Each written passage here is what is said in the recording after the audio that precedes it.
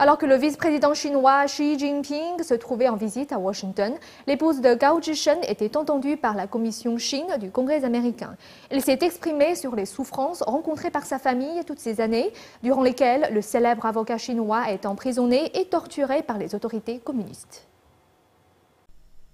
Aux États-Unis, alors que le vice-président chinois Xi Jinping rencontrait des responsables de la Maison-Blanche et du Pentagone, une femme chinoise révélait aux législateurs les souffrances et le désespoir qu'endure sa famille aux mains du régime chinois. Geng He, l'épouse de l'avocat des droits de l'homme Gao Zhishen, a témoigné devant la commission exécutive sur la Chine au Congrès américain. Gao Zhishen a défendu les personnes les plus vulnérables de la société chinoise, comme les chrétiens ou les pratiquants du Falun Gong, et tous ceux qu'aucun autre avocat ne voulait défendre. En septembre 2007, il a adressé une lettre ouverte au Congrès des États-Unis, les appelant à boycotter les Jeux Olympiques de Pékin en 2008. Depuis lors, Gao Zhishen a été emprisonné à plusieurs reprises et torturé par les autorités. Le régime prétend qu'il se trouve aujourd'hui dans une prison du Xinjiang, mais sa famille n'a reçu aucune nouvelle de lui depuis des mois. Et aucun avocat de Chine continentale ne souhaite prendre sa défense. À l'heure actuelle, il est très difficile pour nous de trouver un avocat pour aider Gao Zhishen. Même si nous payons, aucun avocat ne peut accepter le dossier. L'audience était présidée par Chris Smith, un membre du Congrès américain. Selon lui, Xi Jinping aurait à répondre à des questions difficiles lors de sa visite au Congrès.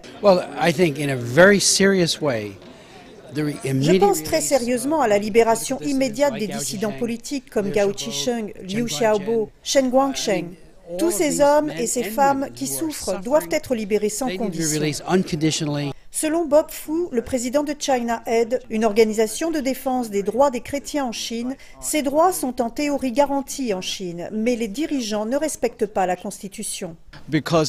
La Constitution chinoise garantit la liberté d'expression, la liberté de réunion et la liberté de religion de ses citoyens. Gao Zhishen a été condamné pour avoir défendu ceux qui ne pouvaient pas être défendus. Pour cela, il est lui-même persécuté. Je pense que cela a touché les cœurs et les esprits du monde épris de liberté.